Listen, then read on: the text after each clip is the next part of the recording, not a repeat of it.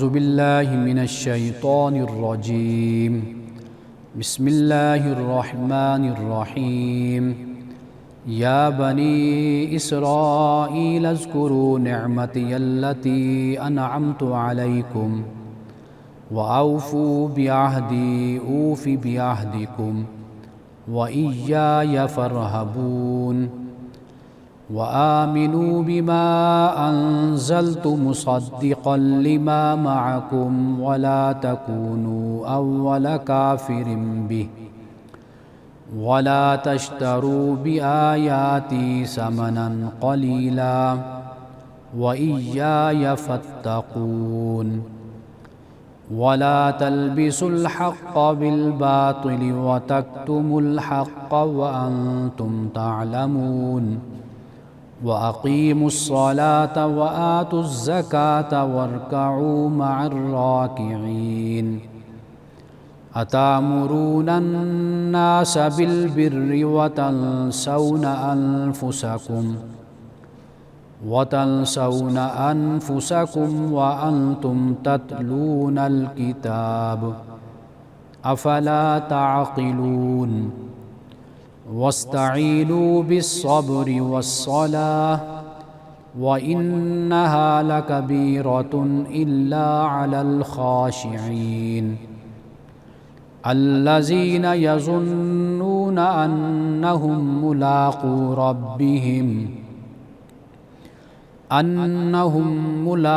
ربهم وأنهم إليه راجعون صدق اللہ العظیم۔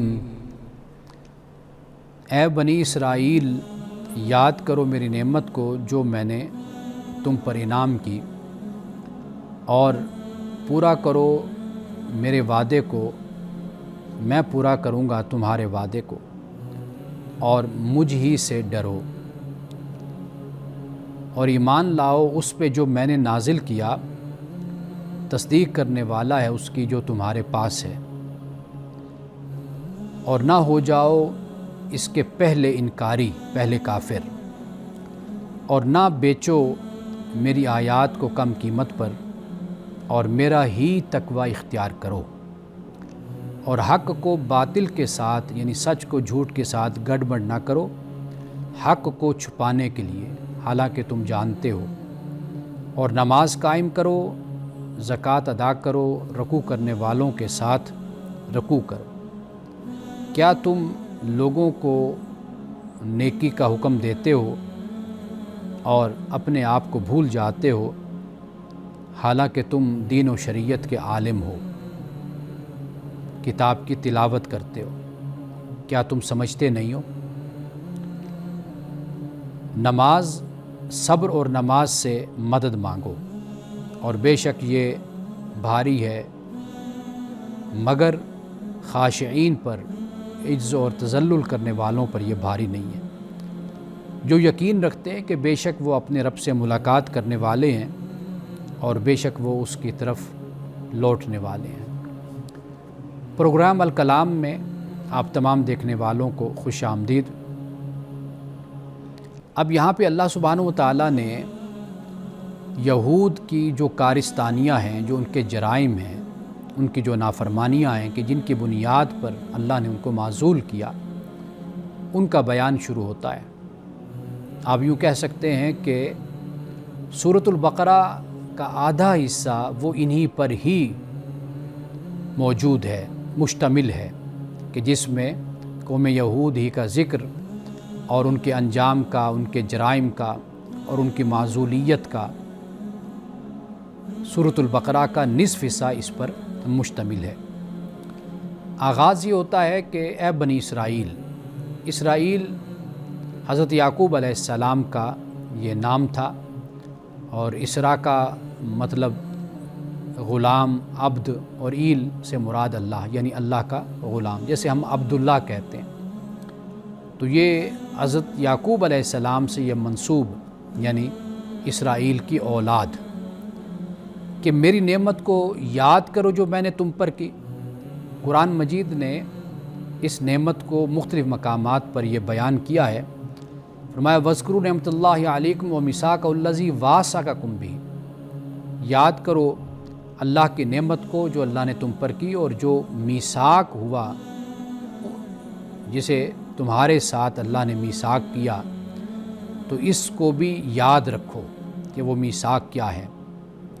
بلکہ ایک مقام پر حضرت موسیٰ علیہ السلام سورۃ المائدہ میں یہ فرمایا کہ وَإِذْ قَالَ مُوسَىٰ لِقَوْمِهِ، جب موسیٰ نے کہا اپنی قوم سے کہ اے میری قوم اذکروا نعمت اللہ علیکم، کہ یاد کرو اللہ کی نعمت کو جو اللہ نے تم پر کی، یعنی قیادت اور سیادت جو ہے وہ تمہیں اللہ نے دی، اللہ نے تمہیں چنا حضرت موسیٰ علیہ السلام کی معیت اور رفاقت کے لیے، اور یہ اتنا لمبا سفر ہے تمہاری زندگی کا، تمہاری تاریخ کا، کہ جب جب تم اپنے رب کی طرف متوجہ ہوئے تو رب نے تمہیں مایوس نہیں کیا، اس نے تمہیں دنیا کی نعمتوں عطا کی، تمہیں دنیا پہ غلبہ دیا، ہر لحاظ سے تمہیں خوشحالی عطا کی، لیکن جب تم اس کے نافرمان بنے، باغی ہوئے، تو پھر تمہیں اس کی سزا دی گئی۔ حضرت موسیٰ علیہ السلام نے یہ بھی فرمایا کہ اذ جعل فیکم انبیاء، کہ یاد کرو کہ اللہ نے تم میں انبیاء کو بھی پیدا کیا، کتنے انبیاء قوم بنی اسرائیل میں آئے، وجعلکم ملوکا، اور تمہیں بادشاہ بھی بنایا، یعنی حکمران بھی تمہیں بنایا، وآتاکم ما لم یؤت احد من العالمین، اور تمہیں وہ کچھ عطا کیا جو تم سے پہلے یعنی دنیا میں کسی اور قوم کو یہ سب کچھ نہیں دیا گیا جو تمہیں دیا گیا۔ اور کیا چاہیے، یعنی دین اور دنیا دونوں مل گئی، اور پھر دین کے ذریعے سے سیادت اور قیادت اور امامت کا منصب بھی مل گیا۔ تو یہ وہ نعمت ہے کہ جس کا ذکر یہاں پر کیا جا رہا ہے، اور یہ وہ عہد ہے کہ جس کی یاد دہانی کروائی جا رہی ہے، اور یہ بتایا جا رہا ہے کہ بھئی رسول اللہ صلی اللہ علیہ وسلم کی آمد، آپ کی بعثت، یہ بھی اسی کا تسلسل ہے۔ اور اگر آپ اپنی کتابیں اٹھا کر دیکھو، پڑھو، تو ان میں رسول اللہ صلی اللہ علیہ وسلم کی جو پیشین گوئی ہے، آپ کی تشریف آوری ہے، اس کا ذکر ملتا ہے۔ بلکہ تم لوگ پہلے اپنے مخالف اور اپنے دشمنوں کو یہ کہا کرتے تھے کہ ایک وقت آئے گا کہ پیغمبر آنے والا ہے، ہم ان کے ساتھ مل کر تمہارے خلاف لڑیں گے، تم سے لڑیں گے۔ یہ تم اپنے دشمنوں کو یہ دھمکی دیا کرتے تھے اور یہ بات کہا کرتے تھے، لیکن پھر کیا ہوا، جب رسول اللہ صلی اللہ علیہ وسلم آئے تو ماننے سے انکار کر دیا۔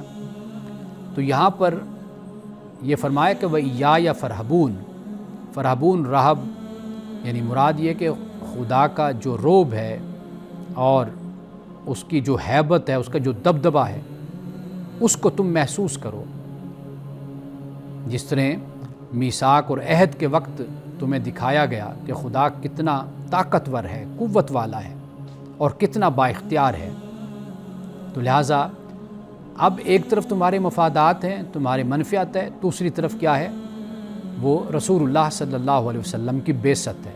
آپ اللہ کا پیغام لے کر آئے ہیں، تو جو تم نے سالوں سے اور صدیوں سے اپنے مفادات کہ یہ جو جال تم نے بنا ہے اور یہ جو تم نے اپنے رسوم اور رواج مذہب کے نام پر قائم کیے، تو ان کو چھوڑ دو۔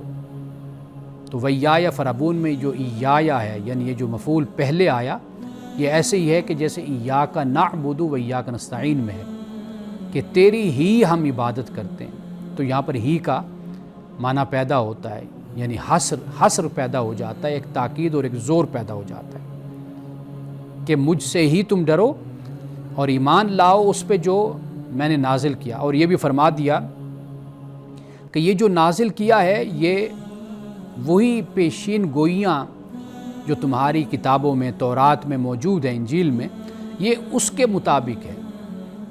یہ ایسی بات نہیں، وَمَا قُلْتُ بِدْعًا مِنَ الرُّسُلِ، یعنی رسول اللہ صلی اللہ علیہ وسلم سے اللہ پاک نے فرمایا کہ آپ کہیں میں کوئی نیا رسول نہیں، میں بھی اسی سلسلے سے ہی ہوں کہ جس سے حضرت موسیٰ آئے، حضرت مسیح علیہ السلام آئے، حضرت زکریا آئے، حضرت الیاس آئے، دیگر پیغمبر آئے، خود بنی اسرائیل میں جو پیغمبر ہیں حضرت یوسف ہیں، حضرت یعقوب ہیں، تو میں بھی اسی سلسلے کی ایک کڑی ہوں۔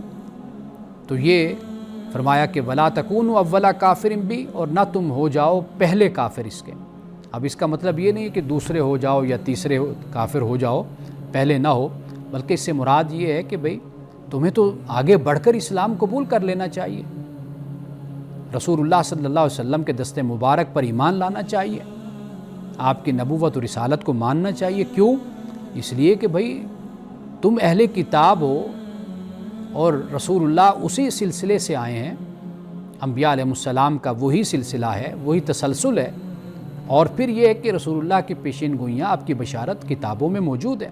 تم خود پہلے بعثت سے پہلے ذکر کرتے تھے، بات کرتے تھے کہ بھئی ہم ایمان لائیں گے، ہم مانیں گے، تو اب تمہیں کیا ہو گیا؟ تمہیں تو پہلا مومن بننا چاہیے، نہ یہ کہ تم پہلے کافر بن جاؤ۔ اور یہ فرمایا کہ میری آیات کو تم کم قیمت پر نہ بیچو۔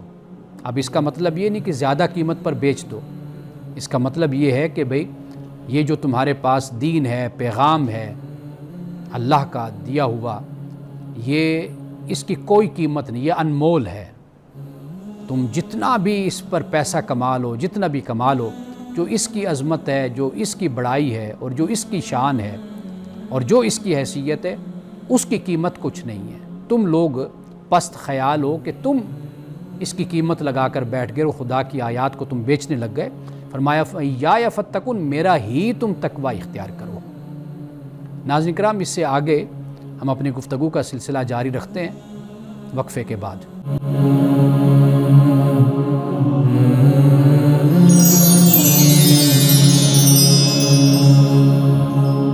وقفے سے پہلے ہم اس نقطے پہ بات کر رہے تھے کہ بنی اسرائیل، اللہ سبحانہ و تعالیٰ نے ان کو اپنی نعمت یاد کروائی، عہد یاد کروایا، اور وہ کیا تھا کہ محمد رسول اللہ صلی اللہ علیہ وسلم تشریف لائیں گے، تم ان پر ایمان لانا۔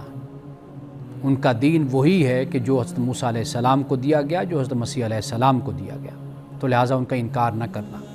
لیکن اب چونکہ اس وقت تک ایک قوم اپنے رسوم و رواج پیدا کر چکی ہوتی ہے، اپنے عقائد بنا چکی ہوتی ہے، نظریات گھڑ چکی ہوتی ہے، اور پھر ان نظریات اور ان عقائد کے مطابق پھر معاشرت، پھر سیاست، پھر معیشت وجود میں آ جاتی ہے، تو یہ کوئی آسان کام نہیں ہوتا حق کو قبول کرنا اور اپنے بنائے ہوئے جال سے نکلنا، خول سے نکلنا، اپنے بنائے ہوئے آس پاس جو دیوار ہے اس دیوار کو گرانا، یہ کوئی آسان بات نہیں ہوتی۔ تو یہاں بنی اسرائیل کو اسی حوالے سے آگاہ کیا جا رہا ہے، بتایا جا رہا ہے۔ اب دیکھیے آگے فرمایا کہ حق کو باطل کے ساتھ گڑبڑ نہ کرو اور حق کو چھپاؤ نہیں، یعنی حق کو چھپانے کے لیے تم حق اور باطل کو آپس میں مکس اپ کر دو، ملا دو، ان میں ایک لفظ کو پیدا کر دو۔ تو فرمایا کہ نہیں، ایسا نہ کرو، وانتم تعلمون، جب کہ تمہیں پتہ بھی ہے، تم جانتے ہو۔ یعنی قرآن مجید نے ایک مقام پر یہ کہا کہ الذین آتیناہم الکتاب یعرفون کما یعرفون ابناءہم، کہ ایسے جانتے ہیں کہ جیسے اپنے بچوں کو جانتے ہیں، اتنی پہچان ہے۔ جیسے ایک ذکر کلچر بن جاتا ہے نا، عادت بن جاتا ہے، تو رسول اللہ کی آمد کا ذکر ایسے ہی تھا۔ بچہ بچہ جانتا تھا کہ ایک آخری پیغمبر نے دنیا میں آنا ہے، وہ اسی پیغمبروں کا ایک تسلسل ہوگا، یعنی آدم سے لے کر حضرت مسیح علیہ السلام تک جیسے پیغمبر آئے، وہی میسیج، وہی پیغام، وہی دین وہ لے کر آئے گا خدا کا۔ لیکن پھر کیا ہوا؟ جاننے کے باوجود بھی دنیاوی مفادات کے لیے اور اپنی ناک کے لیے، اپنے ایک جھوٹی شان و شوکت کے لیے حق اور باطل کو گڑمڑ کر دیا۔ آگے فرمایا وَأَقِیمُوا الصَّلَاةَ وَآتُوا الزَّکَاةَ وَارْکَعُوا مَعَ الرَّاکِعِینَ، نماز قائم کرو، زکوٰۃ ادا کرو۔ نماز قائم کرنا، اقامت الصلاۃ، اس پہ میں نے سورۃ البقرہ کے آغاز میں بڑی تفصیل کے ساتھ بات کی تھی۔ اب یہاں پر نماز کے ساتھ زکوٰۃ کا بھی ذکر ہو گیا۔ ایک نقطہ جو بہت اہم ہے، جو ہمیں سمجھنا چاہیے، وہ یہ ہے کہ جیسے جیسے سفر پیغمبر کی ذات سے دور ہوتا چلا جاتا ہے، یعنی جب پیغمبر تشریف لاتا ہے اور پھر دنیا سے چلا جاتا ہے، اس کے بعد جیسے جیسے زمانہ دور ہوتا چلا جاتا ہے اس کے زمانے سے، تو پھر کیا ہوتا ہے؟ پھر اس طرح ہوتا ہے کہ مذہب صرف ایک ڈوگما جس کو کہا جاتا ہے، اس کی صورت ایک ایسی بن جاتی ہے، بس خالی خولی ایک روایت، ایک اظہار، ایک مظاہر اس کے بن جاتے ہیں، رہ جاتے ہیں، رسوم رہ جاتی ہیں، اس کی جو روح ہوتی ہے وہ ختم ہو جاتی ہے۔ قرآن مجید نے جہاں پر اقامت الصلاۃ کی بات کی وہاں پر ایتاء الزکوٰۃ کی بھی بات کی ہے۔ یعنی صرف یہ نہیں کہ نماز آپ پڑھ لیں، نماز کو بڑا اچھے طریقے سے پڑھ لیں، آپ دولت مند ہیں، مالدار ہیں، حکمران ہیں اور آپ کے پاس وسائل ہیں، وہ وسائل سارے جمع کر کے آپ اپنے پاس رکھیں اور صرف آپ دعاؤں پر اور وظیفوں پر بیٹھ جائیں، تو نہیں، فرمایا زکوٰۃ ادا کرو، یہ بھی فرمایا۔ قرآن پاک میں ایک مقام پہ یہ فرمایا قالوا لم نک من المصلین، کہ یہ جو جہنمی ہیں وہ کیا کہیں گے کہ بھئی ہم تو نماز نہیں پڑھا کرتے تھے، ولم نک نطعم المسکین، مسکین کو کھانا بھی نہیں کھلاتے تھے، فویل للمصلین الذین هم عن صلاتهم ساہون، ہلاکت ہے ان نمازیوں کے لیے جو اپنی نمازوں سے غافل ہیں۔ کرتے کیا ہیں؟ کرتے یہ ہیں کہ یتیم کو دھکے دیتے ہیں، مسکین کو کھانا کھلانے کی ترغیب نہیں دیتے۔ تو لہٰذا جب ہم دین کو پڑھتے ہیں، اسلام کو قرآن کی روشنی میں، تو قرآن کبھی آپ کو یہ نہیں کہتا کہ بس آپ اپنی روحانیت کا اہتمام کرتے رہیں کہ آپ اسی سے اللہ کا قرب حاصل کر لیں گے، بلکہ اپنے مال اور دولت کو خرچ کرنا یہ اللہ کے قرب کا ذریعہ اور سبب ہے۔ جہاں پر نماز ہے وہاں پر زکوٰۃ بھی ہے۔ یعنی ایک شخص ہے جو مالدار ہے، اب وہ مسجد میں بیٹھا ہوا ہے اور تسبیح پڑھ رہا ہے، نمازیں پڑھ رہا ہے، تہجد پڑھتا ہے، نوافل ادا کر رہا ہے، لیکن دوسری طرف اپنی دولت کو تقسیم نہیں کرتا، بانٹتا نہیں ہے، تو اب اس کے لیے سب سے بڑی نیکی ہے کہ وہ اپنی دولت کو تقسیم کرے۔ اسی طرح حکمران ہے، اس کے پاس اختیار ہے، اب اس کی سب سے بڑی نیکی اس کی جو ڈیوٹی اور ذمہ داری اور فرض ہے اس پر وہ یہ ہے کہ وہ اپنے اختیارات کو صحیح استعمال کرتے ہوئے عوام کی خدمت کرے۔ تو اس بات کو، اس روح کو ہمیں سمجھنا ہوگا۔ اس لیے قرآن مجید نے جہاں پر نماز کا ذکر کیا، آپ دیکھیے کہ اس کے ساتھ ضرور قرآن نے پھر معاشرت کا ذکر کیا، زکوٰۃ کا ذکر کیا، انفاق کا ذکر کیا۔ وہ اسی لیے ذکر کیا تاکہ لوگ صرف مسجدوں میں نہ بیٹھ جائیں۔ تو ایک یہ تصور دین کا نہیں ہوتا، یہ بعد میں تصورات پیدا ہوتے ہیں کہ آپ دیکھتے ہیں کہ ٹیکس نہیں دینا، زکوٰۃ نہیں دینی، اگر دینی ہے تو بڑی بادل نخواستہ ادا کرنی ہے، لیکن باقی کاموں میں دیکھیں گے کہ جن میں نہ کوئی خرچ ہوتا ہے نہ مال لگتا ہے، ان کاموں میں آپ دیکھیں گے وہ آگے بڑھ چڑھ کر حصہ لے رہے ہوں گے۔ تو یہ جو مذہبیت کا تصور ہے، یہ تصور دین کا تصور، اسلام کا تصور نہیں ہے، نہ قرآن مجید اس کو سپورٹ کرتا ہے۔ اسلام اس کی تائید کرتا ہے کہ آپ نماز بھی پڑھیں اور پھر معاشرت میں معاشرے کی خدمت بھی کریں۔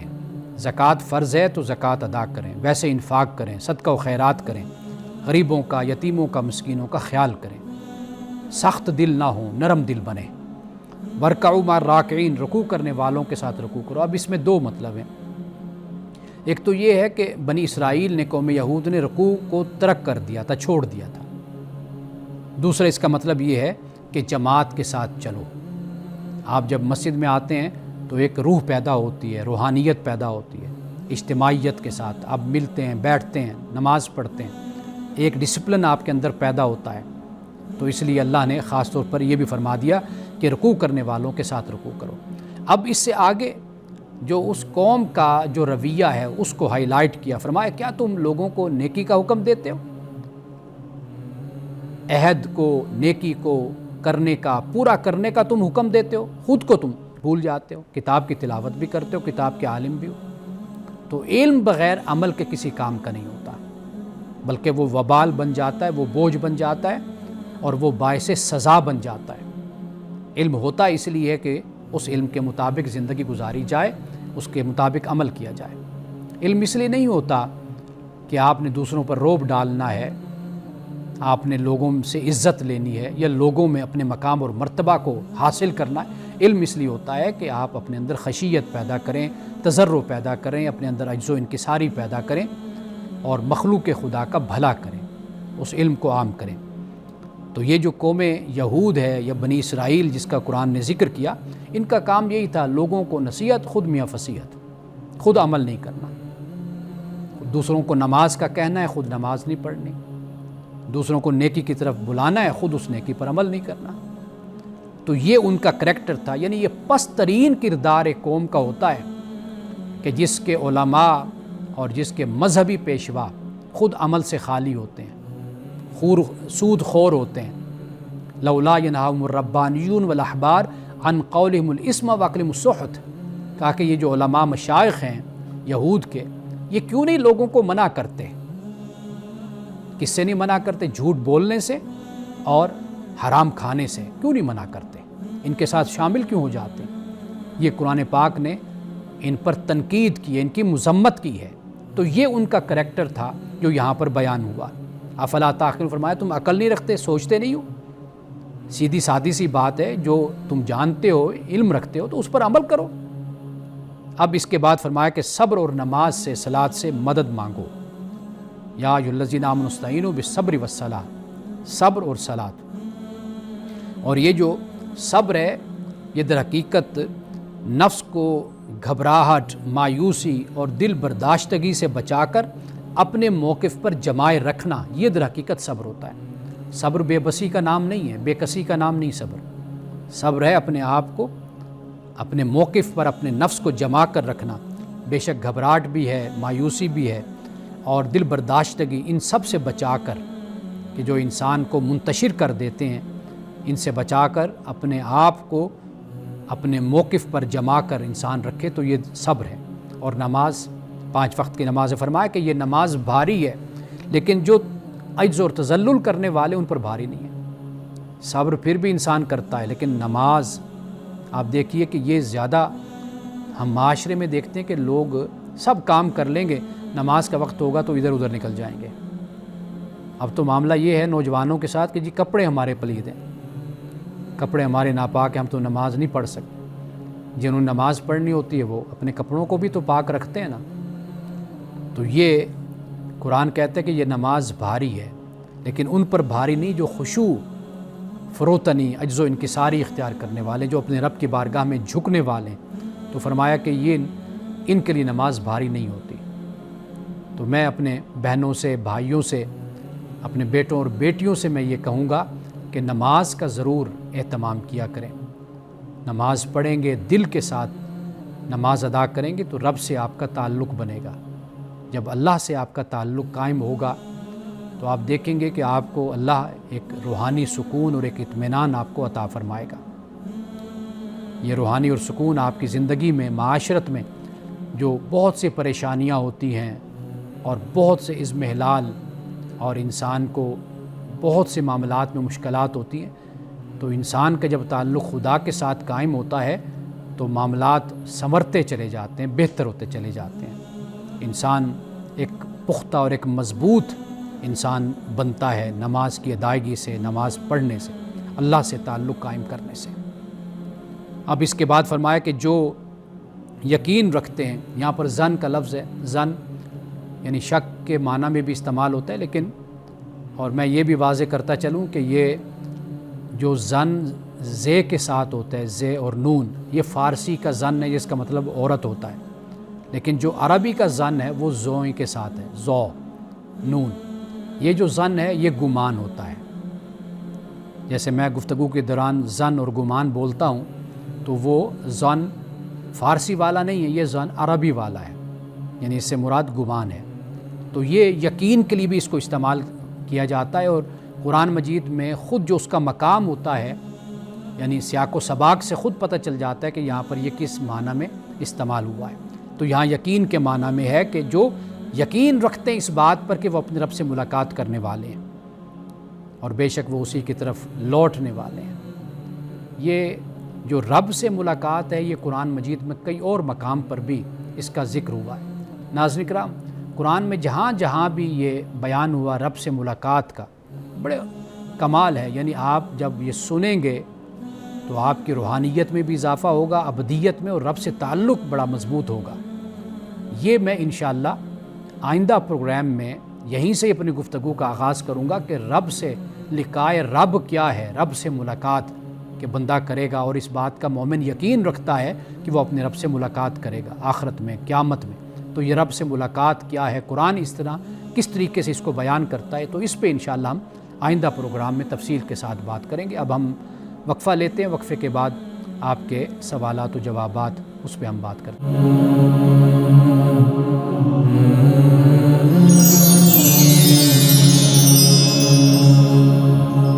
ایک ایک بھائی نے یہ سوال بھیجا ہے، وہ پوچھتے ہیں کہ کیا انسان کی زندگی گناہوں میں گزری اور پھر اللہ نے اس کو توفیق دے دی کہ اس نے توبہ کر لی، تو کیا اس کی زندگی کے پچھلے سارے گناہ معاف ہو جائیں گے؟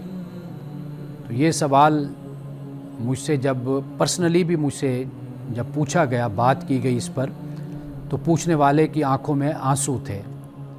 تو وہ یہ بھی اللہ کی بڑی نعمت ہے کہ اگر انسان اس طریقے سے سوچے اور پریشان ہو اور خدا کا خوف اس میں پیدا ہو جائے، تو یہ بھی بڑا احسان ہے، خدا کا بڑا فضل ہوتا ہے کہ بندہ اس احساس کے ساتھ زندگی گزارے۔ تو یہ سوال میں نے خاص طور پر اسی لیے اپنے پروگرام میں شامل کیا کہ تاکہ اس سے دیکھنے والے آپ ناظرین کا بھی اس سے کافی بھلا ہوگا اور بھلائی ہوگی کہ ہم اپنی زندگی پر ہم توجہ کر سکیں گے کہ ہم بڑے گناہ گار ہیں، معصیت کار ہیں۔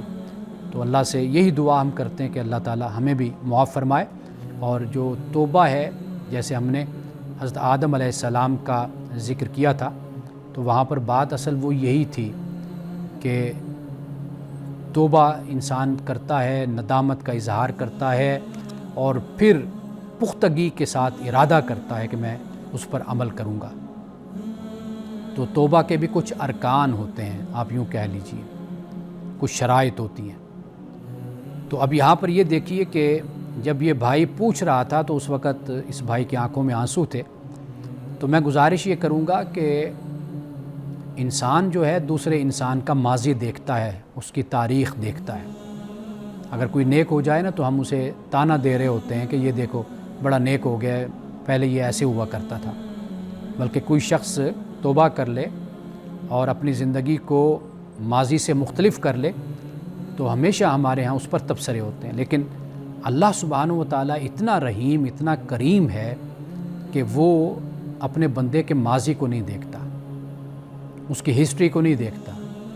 جیسے وہ بندہ اللہ کے پاس آتا ہے، توبہ کرتا ہے، معافی مانگتا ہے، اللہ اس کو معاف کر دیتا ہے، سارے گناہ اس کے معاف ہو جاتے ہیں۔ ہاں، وہ گناہ جو اللہ سے متعلق ہوتے ہیں، یعنی اللہ معاف کر دیتا ہے، جن کا تعلق مخلوق کو اذیت دینا، تکلیف دینا، ظلم کرنا، مخلوق پر زیادتی کرنا، جو اس طرح کے جو گناہ ہوتے ہیں یہ تبھی معاف ہوتے ہیں جب وہ مخلوق جو جس کے ساتھ زیادتی کی، جس کا کوئی پلاٹ ہتھیا لیا، کسی کو دھوکہ دیا، اس بیچارے کی زندگی تباہ کر دی، جب تک اس تک معاملہ نہیں پہنچتا اور اس کا مسئلہ حل نہیں ہوتا، جس طرح اس کو دھوکہ دیا گیا، اس کو لوٹا گیا، اس کی تسلی نہیں ہوتی، وہ خوش نہیں ہوتا، اس وقت تک توبہ قبول نہیں ہوتی، اللہ معاف نہیں کرتا۔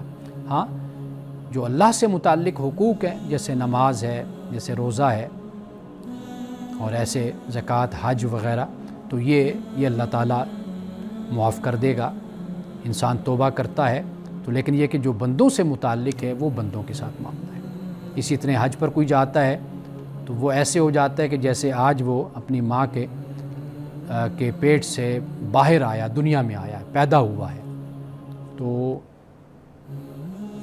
وہاں پر بھی اس کے وہی گناہ معاف ہوں گے جو رب سے متعلق ہوں گے، جو مخلوق سے متعلق ہوں گے وہ نہیں معاف ہوں گے۔ جو لوگوں کا یہ خیال ہوتا ہے نا کہ ہم سال میں 1-2 دفعہ عمرہ کر لیتے ہیں یا حج کر لیتے ہیں تو لہٰذا ہمارے سب پچھلے گناہ معاف ہو جائیں گے، تو وہ نہیں، وہ صرف وہی معاف ہوں گے جو کوتاہی خدا کے ساتھ، خدا کے متعلق ہوگی۔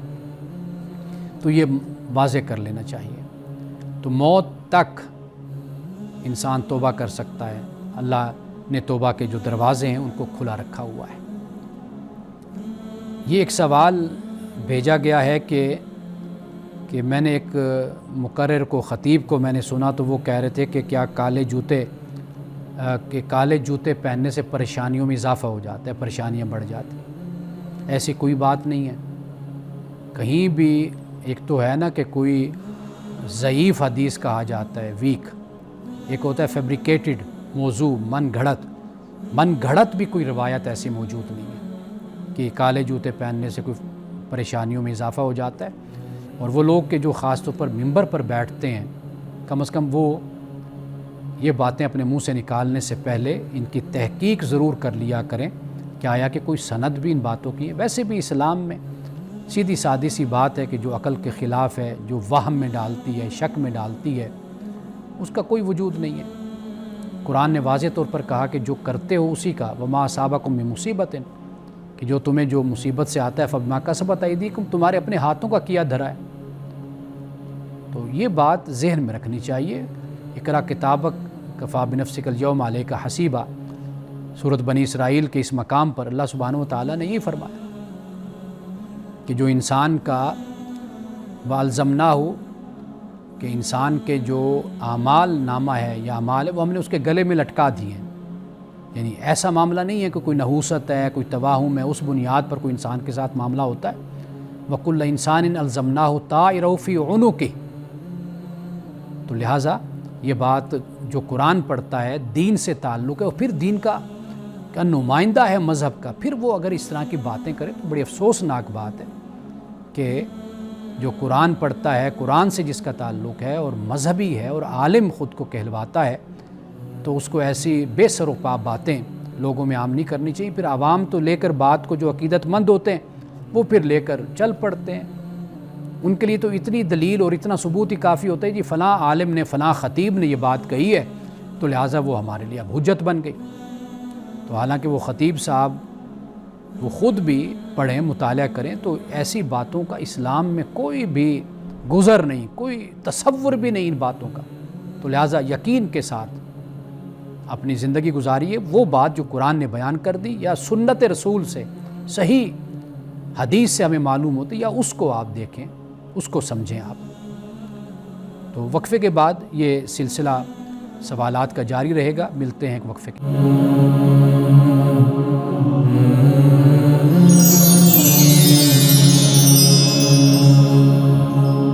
ایک سوال سورۃ الفاتحہ کے حوالے سے ہے، اور میں کوشش کرتا ہوں کہ وہ سوال کے جو ہم درس دے چکے ان سے متعلق جو پوچھے گئے ہیں، تو ایک دو سوال وہ بھی میں شامل کیے رکھوں۔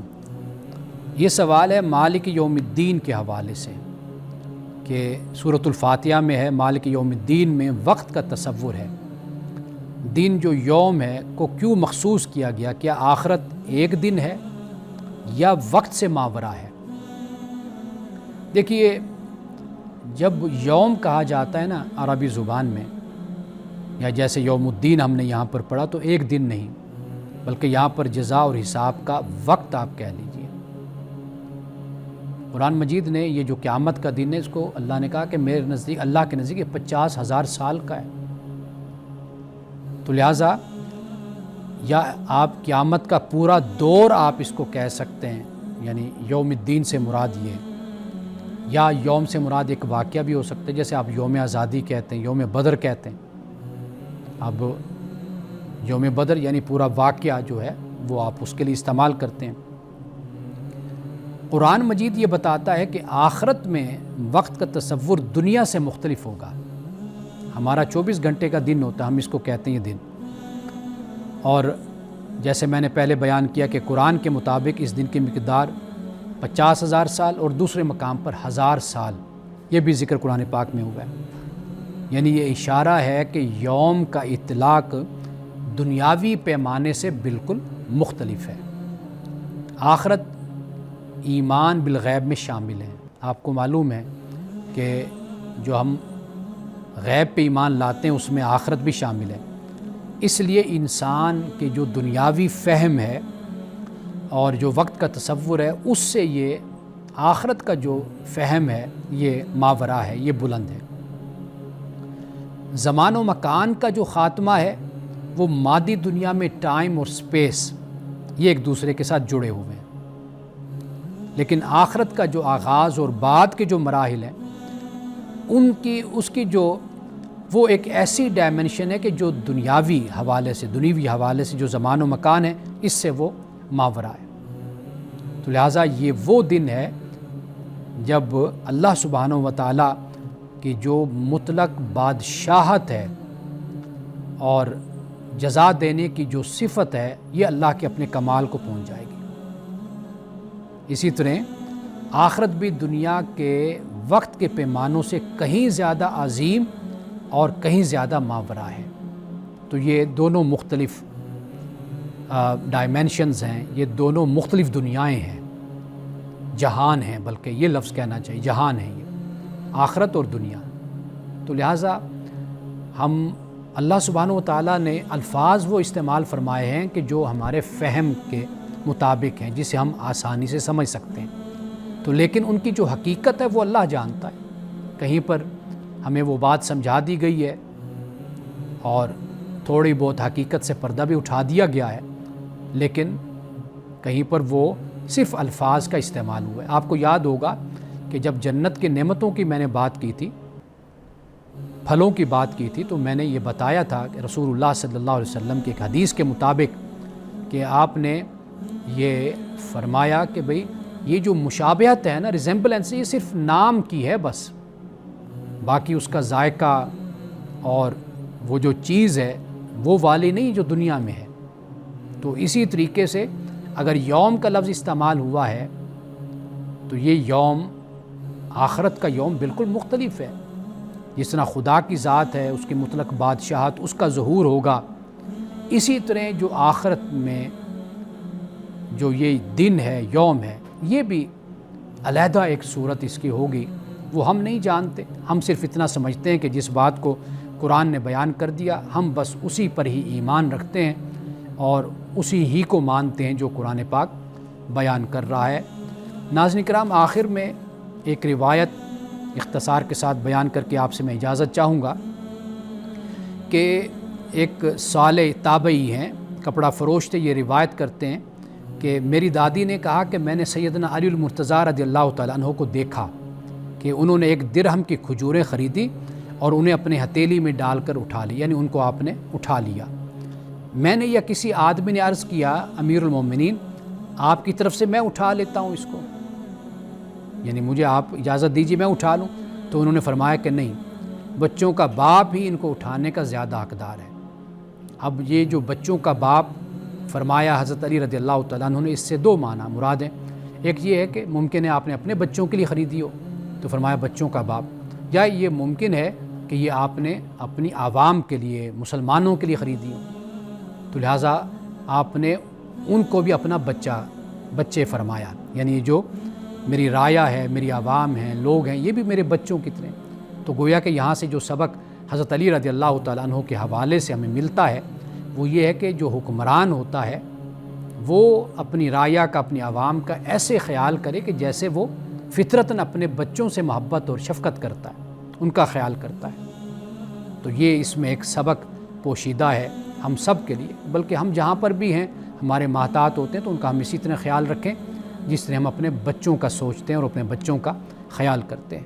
انہی الفاظ کے ساتھ اجازت دیجیے، انشاءاللہ کل دوبارہ آپ سے ملاقات ہوگی۔ السلام علیکم ورحمۃ اللہ وبرکاتہ۔